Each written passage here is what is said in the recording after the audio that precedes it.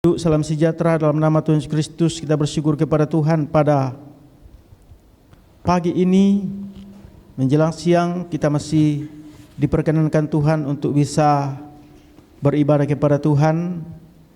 Mari saudara kita menghargai waktu yang ada, karena waktu itu tidak akan berlalu, tidak akan kembali. Untuk itu kalau pada hari ini kita masih bisa beribadah kepada Tuhan, itulah kemurahan anugerah Tuhan dalam hidup kita.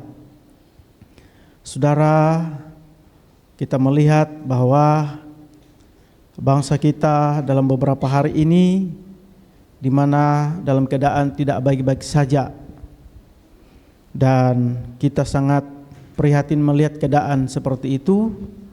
Untuk itu kita sebagai anak Tuhan, sebagai hamba Tuhan, maka kita wajib mendoakan bangsa kita sehingga terhindar dari hal-hal yang tidak diinginkan. Karena kita percaya bahwa pastilah di balik daripada apa yang terjadi ada orang yang memang tidak senang dan hendak menghancurkan daripada persatuan daripada bangsa kita ini. Tapi kita berdoa kepada Tuhan supaya Tuhan tetap melindungi bangsa kita. Mari saudara kita akan membuka firman Tuhan di dalam Yohanes pasal 15. Kita akan membaca satu ayat, yaitu ayat yang ke-9. Dengan segala hormat saya mengajak kita bangkit berdiri. Kita membaca bersama-sama. Saya akan bacakan di dalam terjemahan lama, nanti dibacakan lagi dalam terjemahan baru. Yohanes pasal 15 ayat 9, firman Tuhan berbunyi demikian: sebagaimana Bapa sudah mengasihi aku, demikian juga aku sudah mengasihi kamu. Tetaplah kamu di dalam kasihku itu. Puji Tuhan, silakan duduk dalam terjemahan baru. Yohanes 15 ayat yang ke-9, firman Tuhan: seperti Bapa telah mengasihi aku, demikianlah juga aku telah mengasihi kamu. Tinggallah di dalam kasihku itu. Iya, puji Tuhan. Saudara, demikianlah pembacaan kita pada hari ini, di mana kita sudah membaca satu ayat. Sekalipun saudara ayat ini sangat singkat, namun apabila kita menggali lebih dalam lagi, maka ayat ini sangat luas. Bahkan saya bisa katakan bahwa ayat ini yang mungkin harus kita renungkan baik-baik, sehingga sebenarnya kalau ayat ini ada dalam kehidupan daripada anak-anak Tuhan, maka saya percaya bahwa tidak akan terjadi hal-hal yang tidak diinginkan. Nah, untuk itu pada hari ini saya akan coba memberikan tema firman Tuhan dengan tema kita pada hari ini, milikilah kasih Yesus. Saya percaya bahwa kita sudah mengerti bahwa manusia pada dasarnya memiliki kasih, karena manusia adalah ciptaan Tuhan. Manusia diciptakan menurut gambar dan rupa Allah, berarti hati dan pikiran serta kemauan dan perasaan bersumber daripada Tuhan. Namun saudara, kalau kita memperhatikan keadaan atau memperhatikan di sekeliling kita, maka rasa-rasanya kasih Yesus itu sudah tidak ada dalam hati manusia. Sebenarnya saudara, kalau kita memperhatikan penciptaan di dalam Kejadian, semua orang dalam hatinya itu ada kasih Yesus, kasih Allah, kasih Tuhan. Mau dia orang Kristen, mau orang Islam, mau itu agama apapun itu, yang penting namanya manusia sebenarnya dalam hati dari orang itu atau manusia itu ada yang namanya kasih Tuhan. Dan kasih Tuhan ini saudara sering kita kenal yaitu hati nurani. Ya, itulah kasih Tuhan. Kenapa saya katakan bahwa setiap manusia harusnya ada kasih Tuhan? Karena kalau kita memperhatikan di dalam Kejadian, coba dalam Kejadian pasal 1 ayat 26, bahwa Tuhan menciptakan manusia itu seturut dengan gambar dan rupa Tuhan. Kejadian 1 ayat yang ke-26. Maka firman Allah, baiklah kita menjadikan manusia atas pesta dan atas teladan kita, supaya diperintahkannya segala ikan yang di dalam laut, dan segala unggas yang di udara, dan segala binatang yang jinak, dan seisi bumi, dan segala binatang pelata yang menjalar di tanah. Iya. Maka dijadikan Allah akan manusia itu atas petanya, yaitu atas peta Allah dijadikannya ia, maka dijadikannya mereka itu laki-laki dan perempuan. Iya. Jadi saudara, kita memperhatikan bahwa pada waktu penciptaan alam termasuk manusia, maka manusia diciptakan Tuhan menurut gambar dan rupa Tuhan.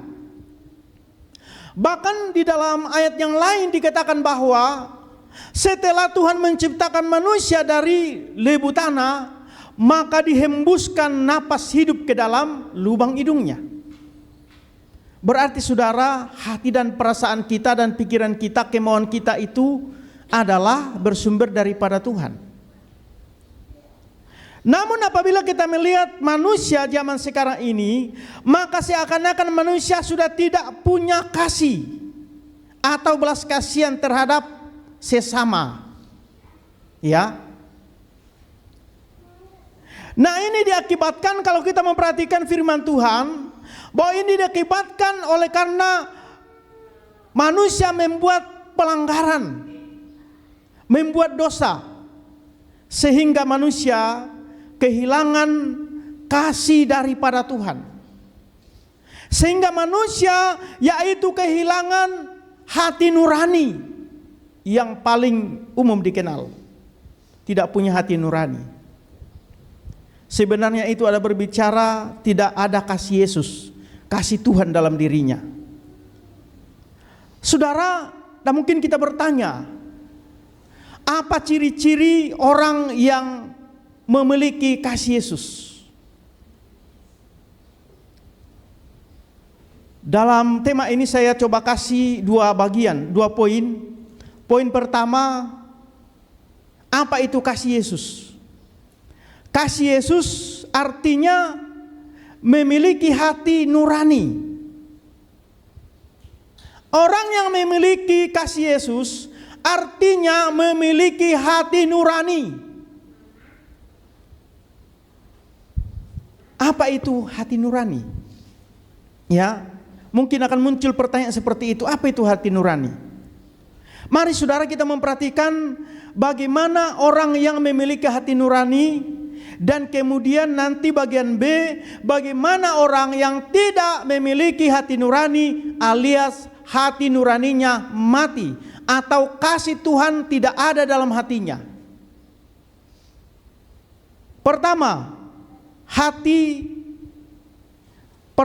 hatinya bisa membedakan antara baik dan jahat. Ini orang yang punya hati nurani.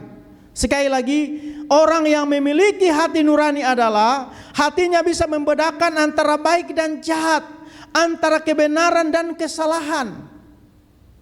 Itu orang yang memiliki hati nurani.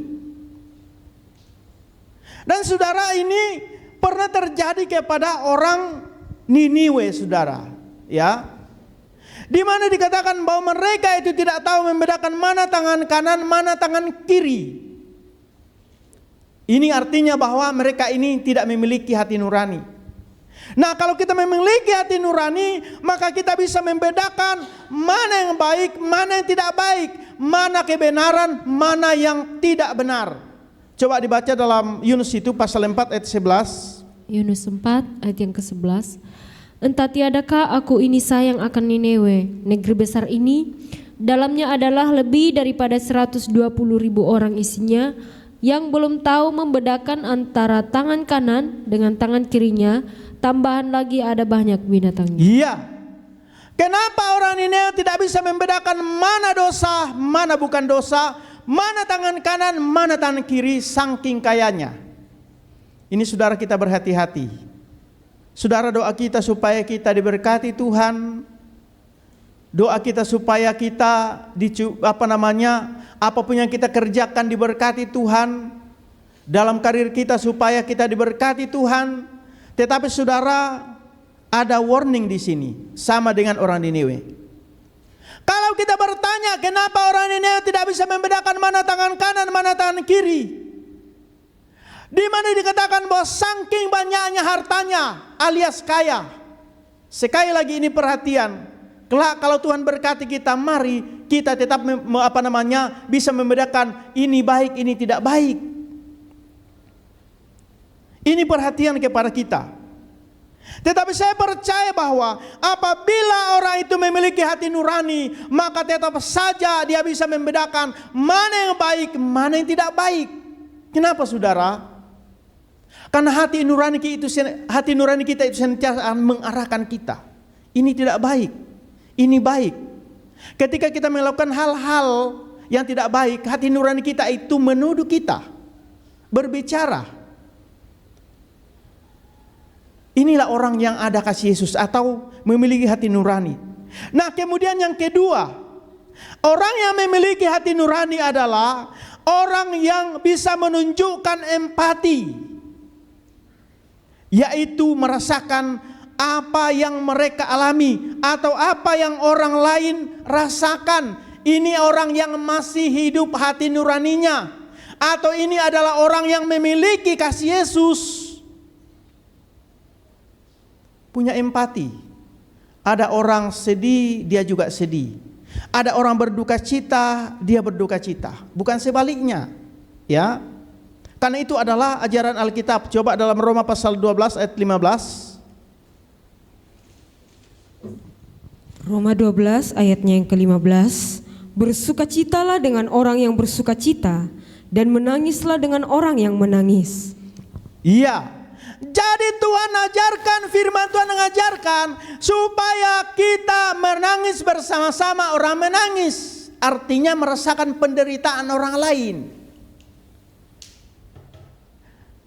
Ketawa bersama dengan orang ketawa. Nah, kalau kita memperhatikan peristiwa yang terjadi akhir-akhir ini, maka ini yang tidak ada kepada pejabat-pejabat kita, tapi ini berbicara oknum, bukan dipukul rata.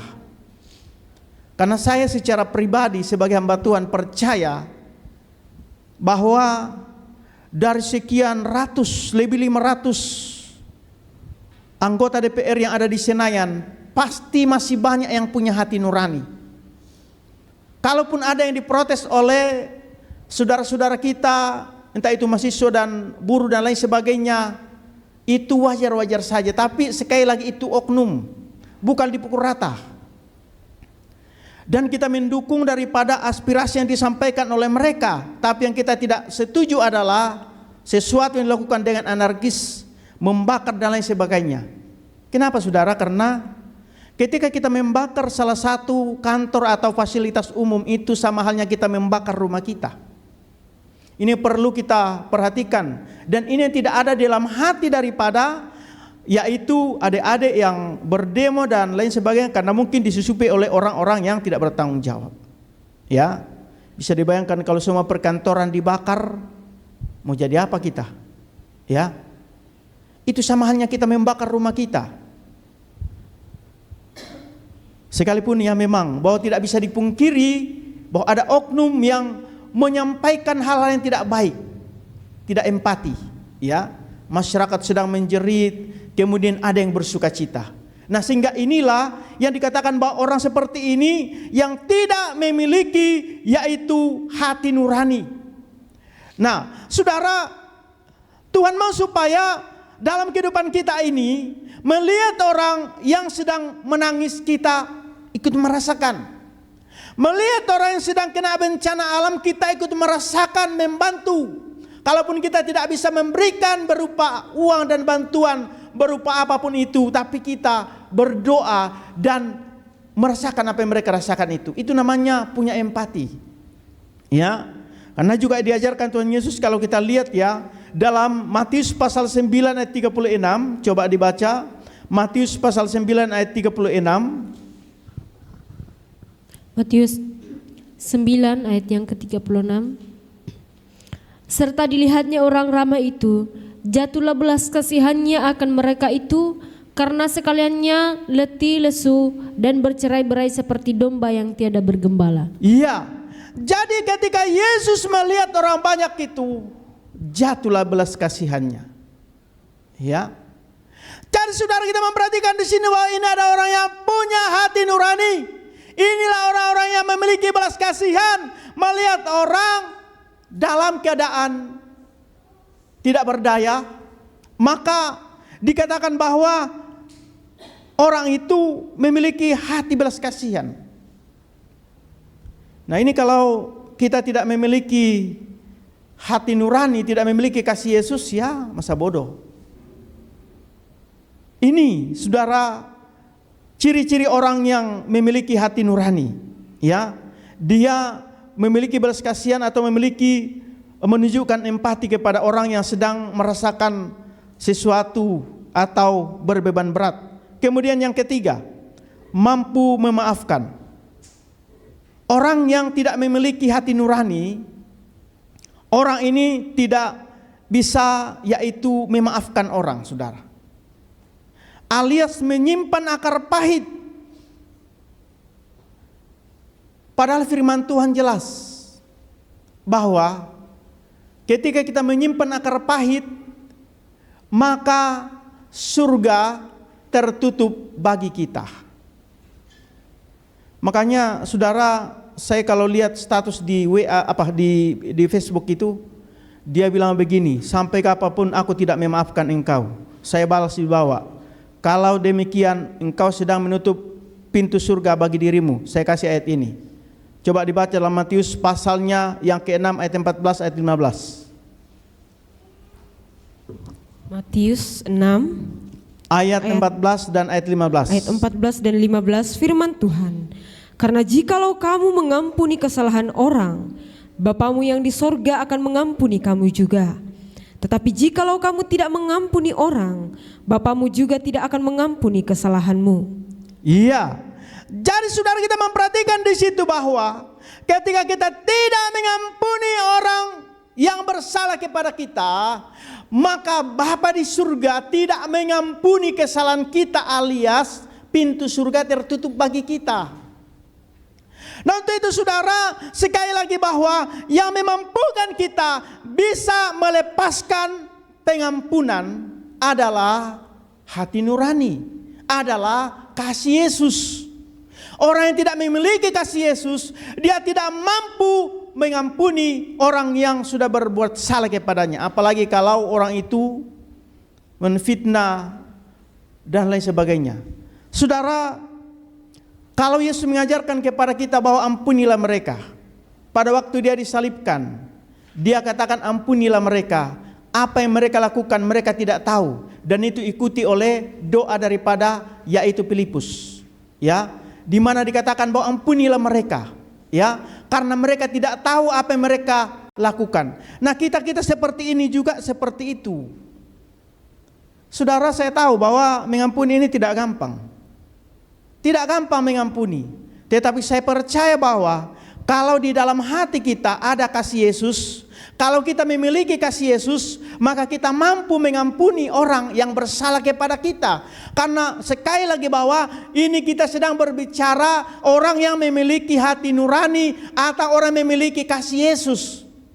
Kasih Yesus itu tidak menyimpan dendam. Kasih Yesus itu mampu mengampuni. Makanya tema kita pada hari ini, milikilah kasih Yesus. Sekali lagi itu tidak gampang, tetapi lagi-lagi firman Tuhan bukan kuat dan gagah, melainkan dengan roh, dengan kasih Yesus, maka kita mampu. Yang keempat, tulus dan ikhlas. Orang yang memiliki hati nurani, dalam dirinya senantiasa ada ketulusan dan keikhlasan. Orang yang memiliki hati nurani, murni menolong orang tanpa pamrih atau tidak mengharapkan balasannya. Ini adalah orang-orang yang memiliki hati nurani. Ya, orang yang memiliki kasih Yesus. Coba dalam Matius pasalnya yang ke-6 ayat 2 dan ayat 4. Matius 6 ayat 2 dan 4 sampai 4, firman Tuhan. Jadi apabila engkau memberi sedekah, janganlah engkau mencanangkan hal itu seperti yang dilakukan orang munafik di rumah-rumah ibadat dan di lorong-lorong, supaya mereka dipuji orang. Aku berkata kepadamu, sesungguhnya mereka sudah mendapat upahnya. Tetapi jika engkau memberi sedekah, janganlah diketahui tangan kirimu apa yang diperbuat tangan kananmu. Ayat 4, hendaklah sedekahmu itu diberikan dengan tersembunyi, maka Bapamu yang melihat yang tersembunyi akan membalasnya kepadamu. Iya, jadi saudara, inilah orang yang tulus dan ikhlas di dalam menolong orang, membantu orang. Itu kalau ada hati nurani. Tapi kalau tidak ada hati nurani, tidak ada kasih Yesus, siapa kau, siapa saya? Ya. Kalau orang Toraja, bahasa Toraja nakua ladena abang oke kona pare kita. Ya, saudara tahu artinya itu. Dia hanya menerima, tapi giliran kita mau minta sesuatu dia tidak bisa dia tidak mau menolong kita, atau dia istilahnya dia pelit bagi kita. Ya hanya dia saja yang mau. Ya. Istilahnya di kota kalau di kota-kota, kalau misalnya ada teman-teman kita sukanya ditraktir, tapi ketika dia mau traktir sama kita, waduh, sulitnya minta ampun. Ya. Tetapi kalau orang yang punya hati nurani, ya terserah. Ada berkat mau kau traktir orang, dia mau balas tidak balas itu urusannya. Yang penting kamu tolong dia, atau dalam bentuk apapun kita tolong orang itu. Dengan tidak mengharapkan imbalan kembali, maka inilah yang namanya bahwa orang itu memiliki hati yang tulus dan ikhlas. Dan sekali lagi saudara, bahwa ini hanya bisa dikerjakan oleh orang-orang yang memiliki kasih Yesus dalam dirinya. Makanya saudara, betapa pentingnya kasih Yesus ini harus kita miliki dalam kehidupan kita. Kalau melihat saudara kejahatan-kejahatan yang terjadi sekarang ini, ya, kenapa terjadi kejahatan? Kuncinya adalah karena orang itu tidak memiliki kasih Yesus. Ya, sehingga terjadilah hal-hal yang tidak diinginkan. Ya. Dan kemudian yang kelima, rela berkorban untuk kebenaran. Orang yang memiliki hati nurani, dia rela menderita atau berkorban demi kebenaran. Dan saudara, ini sudah dibuktikan oleh yaitu Musa, ya. Ketika pada saat itu, walaupun dia dianggap atau diangkat anak oleh Firaun, tetapi dia tidak mau menikmati kesenangan itu. Karena dia percaya kalau dia terus di dalam zona nyaman itu, maka dia akan kehilangan keselamatan. Sehingga dia bisa rela untuk keluar dari zona nyaman itu, meninggalkan segala kemewahan dan lain sebagainya. Ya. Ini namanya rela menderita oleh karena kebenaran. Coba di dalam Ibrani pasal 11 ayat 24 dan 26. Ibrani pasal 11 ayat 24 dan 26. Ibrani 11 ayat 24. Dari sebab iman, saya ulangi, dari sebab iman juga Musa enggan dikatakan anak putri Firaun tatkala ia sudah besar. Maka relalah ia teraniaya bersama-sama dengan kaum Allah daripada menyukakan kesukaan yang berdosa seketika lamanya. Ayat 26. Karena pada pemandangannya kecelaan dari hal Kristus itu lebih besar harganya daripada segala kekayaan Mesir, sebab ia memandang kepada pahala. Iya. Jadi saudara, kita memperhatikan di sini bahwa orang yang memiliki hati nurani, kita melihat di sini bahwa dia rela yaitu berkorban. Atau saudara, kita memperhatikan di sini bahwa dia rela menderita. Saudara, ini tidak gampang. Ya, tidak gampang untuk hal ini. Saudara, kami sebagai hamba Tuhan sudah melewati semuanya ini. Ya, kami jadi hamba Tuhan sudah tahu itu namanya menderita. Oleh karena jadi hamba Tuhan. Ya, kalau pendeta-pendeta gereja besar mah mereka tidak tahu apa itu tidak makan, tidak minum. Tapi kalau gereja-gereja kecil seperti kita, ya kita sudah tahu itu. Ya, kita pernah berkelimpahan makanan, tapi juga pernah tidak ada makanan. Tapi semuanya itu Tuhan izinkan supaya kita bisa, yaitu mengaminkan firman Tuhan itu. Ya, saudara, kita memperhatikan bahwa Musa dia rela meninggalkan yaitu kemakmuran, atau dia bisa meninggalkan kesenangan, zona nyaman, oleh karena kebenaran. Ya, dia tahu persis kalau dia bertahan di situ maka keselamatan hilang daripadanya. Ini kalau ada hati nurani. Ya, kira-kira kalau saudara ditawarkan pekerjaan yang baik, tapi saudara di situ tanda petik mungkin penghasilannya berasal daripada hal yang tidak baik. Apakah saudara bertahan di situ tapi gajinya besar? Nah, saudara, kalau kita ada hati nurani, maka kita tentu tidak menerima itu. Ya, oleh karena kebenaran. Saudara, pentingnya hati nurani ini kita miliki. Andaikan saudara seluruh yaitu rakyat Indonesia memiliki hati nurani, terutama pemimpin-pemimpinnya, maka saya percaya negara ini, bangsa kita ini akan aman-aman saja. Ya. Karena itu yang tidak terjadi. Ya. Di mana kalau orang tidak memiliki hati nurani, maka ya terjadilah seperti yang kita lihat sekarang ini. Makanya penting saudara bahwa kita memiliki hati nurani supaya kita melihat orang sedang kelaparan, orang sedang dalam penderitaan, maka kita ikut prihatin. Ya, ikut prihatin. Kalau orang yang tidak punya hati nurani, ya nari-nari dia. Lihat orang menderita menari-menari. Itu orang tidak punya hati nurani. Tapi kalau orang yang punya hati nurani, ketika melihat orang sengsara, dia ikut prihatin. Bagaimana caranya? Bagaimana solusinya? Nah, saudara, kita memperhatikan bahwa inilah orang-orang yang memiliki hati nurani, di mana kita melihat bahwa dia rela yaitu berkorban, dia rela menderita. Dan kemudian bagian terakhir dalam yaitu poin yang pertama ini, bagian terakhir yaitu bagian 6. Ya, poinnya bagian yang ke-6, dapat mengendalikan diri. Saudara, orang yang memiliki hati nurani atau memiliki kasih Yesus, dia bisa mengendalikan diri. Ya. Orang yang punya hati nurani membantu seorang menahan diri dari yaitu segala godaan, entah itu godaan masalah ekonomi dan lain sebagainya. Ya.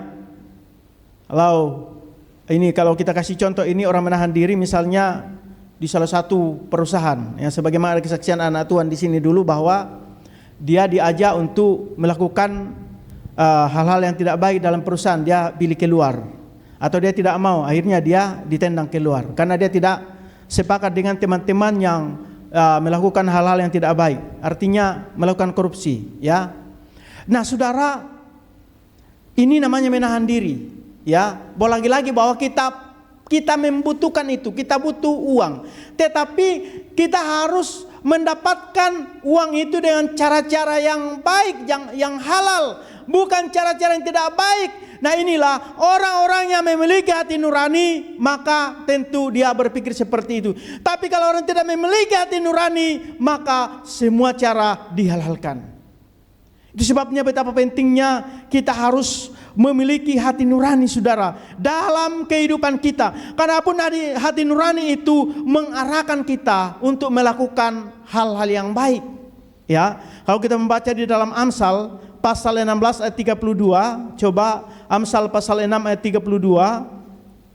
Apa yang dikatakan di situ? Amsal pasal 16 maksud saya. Amsal pasal 16 ayat 32. Ayatnya yang ke-32, orang yang sabar melebihi seorang pahlawan. Orang yang menguasai dirinya melebihi orang yang merebut kota. Iya. Jadi saudara, kita harus menguasai diri kita supaya kita lebih daripada pahlawan. Ya. Kalau orang tidak bisa menguasai dirinya, maka itu dikatakan bahwa dia bagaikan yaitu benteng yang roboh pagarnya. Ya, maksudnya ya dia bagaikan kota. Dia bagaikan kota yang roboh pagarnya. Itu orang yang tidak punya, yaitu tidak bisa menahan diri. Ya, coba dalam Amsal pasal 25 ayat 28. Amsal 25 ayat 28. Amsal 25 ayat 28. Orang yang tiada dapat menahani nafsunya, yaitu seperti kota benteng yang telah roboh dewalanya. Coba dalam terjemahan baru. Ayat 28, orang yang tak dapat mengendalikan diri adalah seperti kota yang roboh temboknya. Iya, jadi orang yang tidak dapat mengendalikan diri bagaikan kota yang roboh pagarnya. Saudara, kalau zaman dulu menentukan kota itu makmur, damai sejahtera, tenang, itu ditentukan oleh pagarnya, bukan pemerintahnya. Ya, sekuat apapun pemerintahnya, kalau pagarnya tidak kuat, habis itu kota. Itu zaman dulu. Tapi sekarang tidak lagi. Kenapa? Karena sekarang kan ada pesawat kan, ada jet, ya, pesawat tempur. Oh, pagarmu setinggi apapun, lewat itu pesawat tempur di atas, buang itu bom, jatuhkan bom, habislah.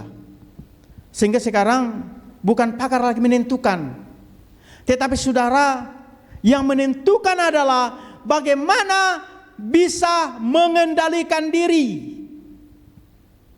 Ya, negara juga kalau tidak bisa mengendalikan diri, ya sedikit-sedikit masalah, angkat perang, ya kacau kan. Tapi kalau negara bisa mengendalikan diri, maka saya percaya bahwa itulah benteng yang kuat. Ada masalah dikomunikasikan. Nah, sebenarnya demo-demo yang terjadi sekarang ini itu karena miskomunikasi. Ya, ada komunikasi yang tidak tepat, ada statement yang tidak tepat, sehingga membuat rakyat itu marah. Ya, sebenarnya itu sudah berdeteran itu saudara, ya. Mulai dari pemblokiran, ya, pemblokiran daripada rekening itu sampai banyaklah itu, ya. Kalau kita lihat itu saudara, pemicunya itu sudah mulai dari sana itu. Kemudian ditambah lagi statement yang tidak tepat daripada pejabat-pejabat publik, akhirnya ya seperti itulah. Tetapi sekali lagi bahwa kita sebagai anak Tuhan, kita wajib mendoakan bangsa kita ini, ya. Karena firman Tuhan mengatakan bahwa doakanlah kotamu itu. Coba di dalam Yeremia pasal 29 ayat 7 terjemahan baru. Yeremia pasal 29 ayat 7. Yeremia 29 ayatnya yang ke-7, firman Tuhan, usahakanlah kesejahteraan kota kemana kamu aku buang, dan berdoalah untuk kota itu kepada Tuhan, sebab kesejahteraannya adalah kesejahteraanmu. Iya, jadi saudara, kita diwajibkan untuk mendoakan bangsa kita ini. Kalau kita mengatakan bahwa kenapa pemerintah seperti ini, seperti itu, ya itu oknum. Tapi saudara, apapun yang terjadi, kita wajib mendoakan kota kita ini. Karena jikalau kota kita ini saudara tidak aman, apalah jadinya? Ya. Untuk itu saudara, kita perlu mendoakan kota kita. Ingat saudara bahwa kalau misalnya terjadi kerusuhan, terjadi yaitu hal yang kita tidak inginkan atau peperangan, semuanya itu adalah diakibatkan oleh kuasa kegelapan. Ya, diakibatkan oleh kuasa kegelapan. Kalau saudara lihat di gambar, ya. Tapi di gambar 1. Ya, di gambar 1 itu ada malaikat yang menahan 4 mata angin. Coba ditampilkan dulu gambar 70 sabat. Ya, 70 sabat, tampilkan dulu.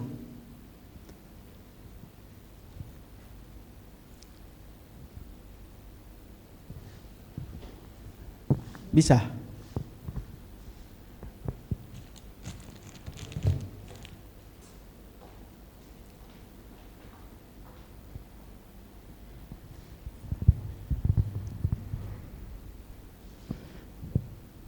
70 sahabat.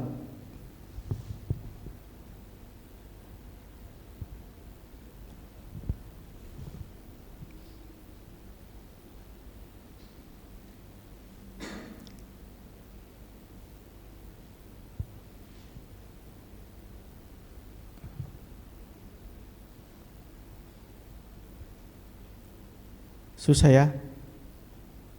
Ya, 70 sahabat. Kalau ketika di situ gambar 70 sahabat muncul itu.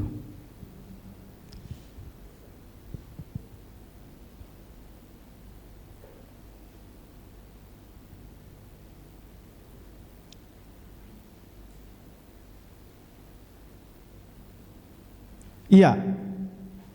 Ya, jadi saudara kita memperhatikan bahwa kalau ada misalnya kerusuhan terjadi, ada peperangan terjadi, sebenarnya itu tidak terjadi begitu saja. Tapi saudara, kalau kita memperhatikan firman Tuhan, maka itu ada campur tangan kuasa kegelapan. Karena memang iblis tidak suka kalau ada kedamaian. Iblis tidak suka kalau negara itu damai. Ya. Kalau saudara kita melihat di dalam yaitu Matius pasal Wahyu pasal 6 ayat 2 di situ bahwa kuda merah itu sudah dilepaskan. Dan tujuan daripada kuda merah itu adalah membawa perpecahan. Dia membawa perpecahan, saudara. Ya, ini. Coba saudara perhatikan ini. Ini ada bintang. Ya, ada 4 bintang dan di ujungnya itu ada 4 malaikat yang memegang bintang ini. Saudara, bintang ini sama halnya dengan malaikat yang ada di Sungai Efrat, di mana 4 malaikat ini ya sedang siap berperang. Ya, sebenarnya ini menunjuk pada 2 negara ya, yang raksasa, blok timur dan blok barat. Nah, kalau ini saudara, di mana malaikat ini yang diperintahkan Tuhan untuk menjaga atau memegang mata angin ini supaya angin itu jangan bertiup ke bumi ini sebelum pemeteraian daripada 144 perawan yang suci, ya. Atau dengan kata lain saudara, bahwa di mana 4 malaikat ini menahan supaya jangan terjadi peperangan di dalam dunia ini sebelum penyempurnaan gereja Tuhan. Ya.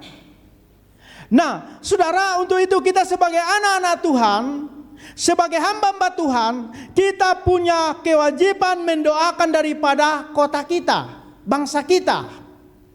Sekalipun mungkin ada yang mengatakan saya sakit hati dengan pemerintah, oke, silakan saja.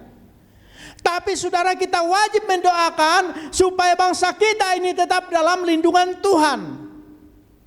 Karena jikalau tidak, maka akan lebih parah lagi. Ya.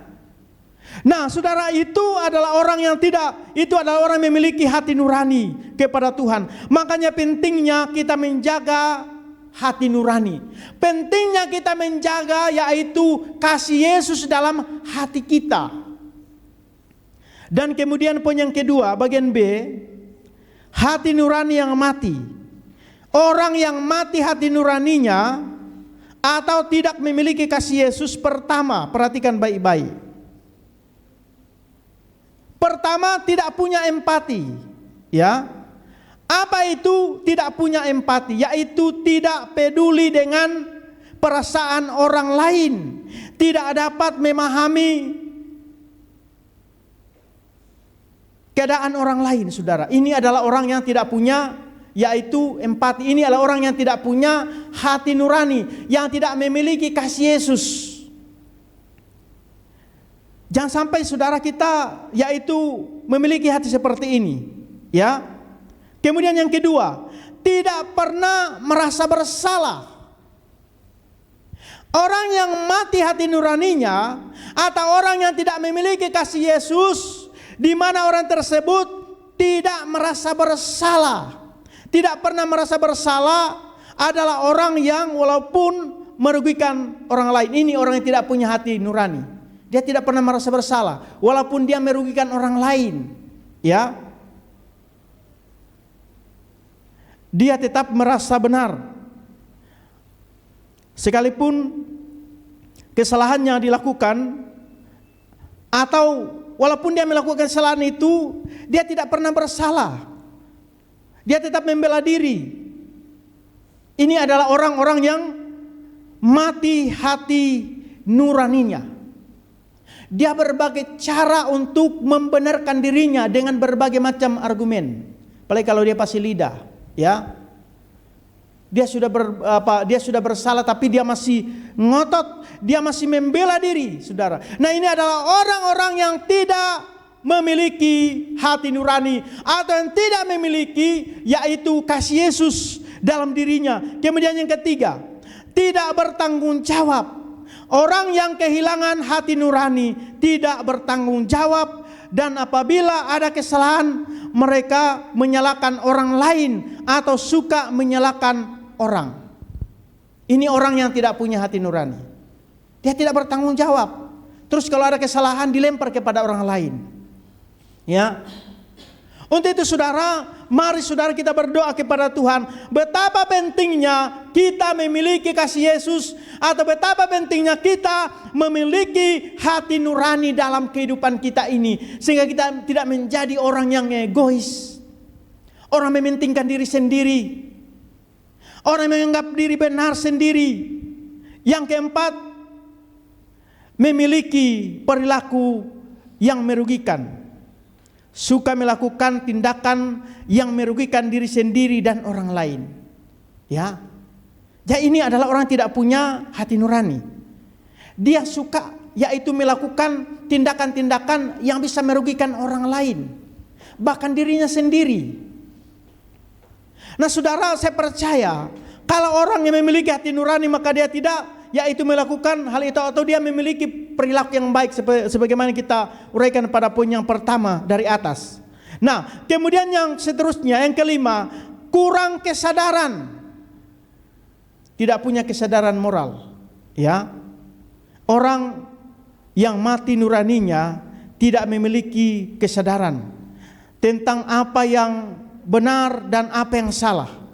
Atau apapun yang mereka lakukan, mau itu kesalahan, bahkan hal-hal yang memalukan, mereka tidak sadar. Ini adalah orang yang tidak memiliki kasih Yesus, tidak memiliki yaitu hati nurani, sehingga tidak ada kesadaran. Ya, banyak yang kita lihat seperti itu. Banyak yang kita lihat itu. Nah, saudara, mari sebagai anak-anak Tuhan, mari kita sadar. Kita harus sadar bahwa apakah ini memalukan diri saya sendiri? Apakah ini memalukan gereja saya? Apakah ini mungkin memalukan daripada yaitu nama Tuhan? Mari saudara kita sadar. Jangan sembarang saudara mengeluarkan kata-kata. Jangan sembarang menulis sesuatu. Karena sekali lagi bahwa dari situ kita akan dinilai orang. Bagaimana kita ini orang berkualitas atau orang yang tidak berkualitas. Dari saudara kata-kata kita. Nah, kemudian yang keenam, manipulasi. Orang yang tidak memiliki hati nurani atau orang yang tidak memiliki hati Yesus, hatinya diliputi dengan manipulasi. Apa itu manipulasi? Salah satu sifat manipulasi adalah suka mempengaruhi orang lain, membenci orang lain. Ya, ini hati-hati. Kalau engkau tidak baik-baikan dengan si A, jangan mempengaruhi si B untuk membenci si A. Kan terkadang seperti itu, ya. Dia tidak suka si A, kemudian pengaruhi B tidak menyukai si A. Itu urusanmu dengan si A. Lebih parah lagi, dia yang bertengkar dalam rumah tangganya, kok dilibatkan Tuhan, sampai dia marah sama Tuhan juga. Buktinya banyak orang-orang yang bertengkar dalam rumah tangganya suami istri, kemudian sudah itu salah satunya tidak datang gereja. Apa urusanmu dengan Tuhan? Itu masalahmu sama suamimu. Kenapa kamu tidak mau datang ibadah? Kenapa tidak datang ibadah? Apa itu istrinya atau suaminya? Karena dia sudah bertengkar sama suami istri, sehingga ya seakan-akan Tuhan dilibatkan. Ya janganlah seperti itu. Ya, saudara, tidak boleh seperti itu. Atau ada yang sedang bertengkar dengan suaminya, dipengaruhi anak-anaknya. Itu bapakmu itu jahat, jangan kau dekat sama dia. Itu mamamu jahat, jangan kau dekat sama dia. Ini namanya manipulasi. Ini salah satu sifat yang manipulasi. Tidak boleh seperti itu. Masalahmu dengan si A, masalahmu dengan dia, jangan libatkan orang lain. Nah saudara, ini adalah orang-orang yang tidak memiliki kasih Yesus, tidak memiliki hati nurani, atau suka mengorbankan orang lain, memanfaatkan orang demi kepentingan diri sendiri. Nah ini yang banyak terjadi saudara, ya kan? Kalau kita lihat pemilihan, wow, banyak orang berseluruhan. Kami itu masih keluarga kita. Apalagi kalau di kampung di Toraja, wow. Kalau pas mau pencalonan itu semua keluarga, ya tidak ada yang tidak keluarga. Setelah selesai pemilihan, siapa kau siapa saya. Ini adalah salah satu sifat manipulasi. Saudara, kalau kita berbicara sifat manipulasi ini luas sekali pengertiannya. Ya, saya hanya ambil yaitu beberapa poin saja dari sifat manipulasi ini, supaya kita sebagai anak-anak Tuhan, sebagai orang percaya, mari kita memiliki hati nurani. Ya, kalau engkau bermasalah dengan orang lain, jangan libatkan orang lain. Jangan saudara, ini sifat manipulasi. Dan kemudian yang ketujuh atau yang terakhir, hatinya diliputi kekerasan. Orang yang mati hati nuraninya tidak segan-segan melakukan kekerasan fisik atau verbal terhadap orang lain tanpa merasa bersalah. Kalau saudara melihat di berita, ya bahkan kemarin-kemarin sampai ada anak sekolah yang meninggal akibat mengalami kekerasan secara fisik di sekolah. Ya, saudara, kita melihat saudara bahwa ini adalah orang yang tidak punya hati nurani. Bahkan saudara, kita dikejutkan dengan berita anak tentara dari NTT saudara, di mana mengalami kekerasan daripada seniornya. Kenapa terjadi sedemikian rupa? Sampai kehilangan nyawa. Saudara, perhatikan baik-baik. Kita saja kalau kita ada hati nurani, ada kasih Yesus, membunuh ayam saja itu tidak tega, kecuali kalau memang tujuannya mau disembeli. Tapi saudara, menyiksa hewan itu, kalau kita ada hati nurani itu kita tidak tega. Tapi saudara, orang yang tidak punya hati nurani, manusia sekalipun bisa disiksa. Nah, seperti yang kita lihat di berita-berita. Makanya pentingnya saudara, kita memiliki hati nurani. Jangan sampai kita kehilangan hati nurani. Jangan sampai kita kehilangan kasih Yesus, sehingga kita tidak segan-segan melakukan kekerasan, baik fisik maupun secara verbal. Inilah orang-orang yang hati nuraninya mati atau tidak memiliki kasih Yesus dalam hatinya. Saudara, jangan kita katakan bahwa saya kan cuman mengucapkan kata-kata, saya tidak mukul dia. Ya memang betul. Nah itu yang disebut bahwa kita yaitu sedang melakukan kekerasan secara verbal. Kalau kita hanya mengata-katai orang, ya mengatakan kamu itu bodoh, kamu itu begini, begitu, begini, ya itu adalah namanya kekerasan secara verbal, saudara. Ya, merendahkan orang, mengucapkan kata-kata yang menyakiti orang. Ya, saudara, mari saudara, kita memiliki hati nurani. Mengeluarkan kata-kata itu pikir dulu. Jangan sampai orang itu sakit hati. Ya, jangan sampai kata-kata kita itu membunuh orang. Jangan sampai. Nah itu sebabnya saudara, pentingnya kita memiliki yaitu hati nurani. Pentingnya kita memiliki kasih Yesus, supaya tidak keluar dari hati kita, yaitu suka menipu orang, suka berbohong, tidak ada belas kasihan, berkata kasar sama orang, suka menghina orang, mengasihi diri sendiri, suka memfitnah orang, tamak akan uang, tidak mau berdamai,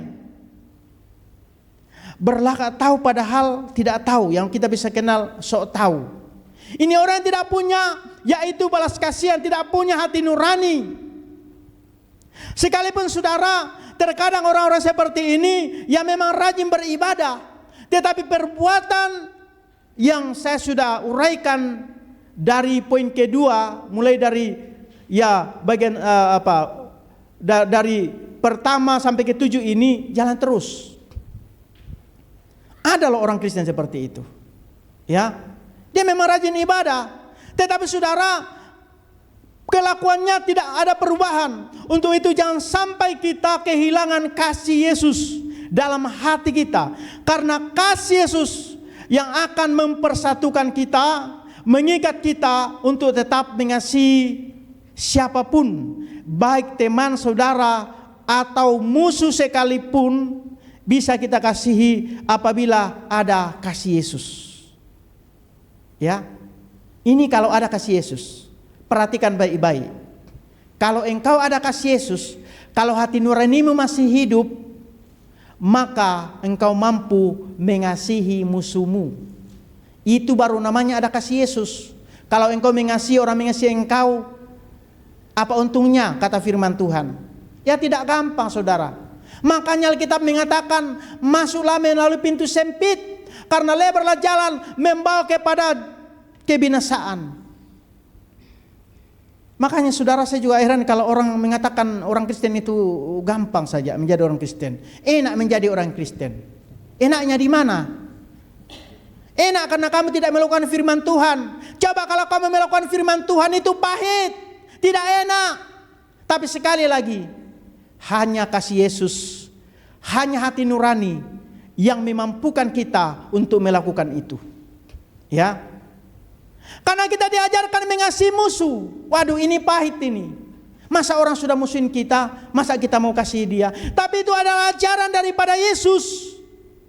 Dan sekali lagi bahwa hanya bisa dengan orang yang ada dalam kasih Yesus. Makanya jangan saudara tinggalkan kasih Yesus. Bagaimana caranya supaya kasih Yesus tetap dalam diri saudara? Luangkan waktu membaca Alkitab. Luangkan waktu berdoa kepada Tuhan. Luangkan waktu duduk di kaki salib Tuhan dan berdoa kepada Tuhan. Mampukan saya Tuhan untuk bisa melakukan firman-Mu. Mampukan saya untuk bisa memiliki kasih Yesus dalam hati saya. Karena tidak gampang memiliki kasih Yesus dalam diri kita. Sebagai ayat terakhir, Kolose pasal 3 ayat 14. Kolose pasal 3 ayat 14. Kolose 3 ayat 14. Tetapi yang terutama daripada sekaliannya itu kasih, yang menjadi pengikat kesempurnaan. Coba dalam terjemahan baru. Ayat 14, dan di atas semuanya itu, kenakanlah kasih sebagai pengikat yang mempersatukan dan menyempurnakan. Iya, jadi hanya kasih yang bisa mengikat kita, sehingga kita yaitu tetap di dalam jalan yang benar. Hanya kasih Yesus. Tanpa kasih Yesus, maka saudara, hati kita ini akan hancur. Ya, hanya kasih Yesus. Untuk itu saudara, kalau saya melihat orang memusuhi orang tuanya, memusuhi saudaranya, memusuhi tetangganya dan lain sebagainya, saya hanya simpulkan bahwa dia tidak punya kasih Yesus. Karena saya sendiri mengalami, kalau saudara saya melihat orang-orang seperti itu, hati saya hancur. Ya. Saudara, kalau kita ada kasih Yesus maka harusnya seperti itu. Bahwa ketika kita melihat saudara orang-orang yang menderita, orang yang sengsara dan lain sebagainya, kita ikut prihatin. Berarti saudara masih masih hidup hati nurani kita. Ya, sekali lagi hati nurani adalah berbicara yaitu kasih Tuhan. Hati nurani adalah berbicara ada hati Tuhan dalam dirimu. Puji Tuhan, Tuhan memberkati firman-Nya.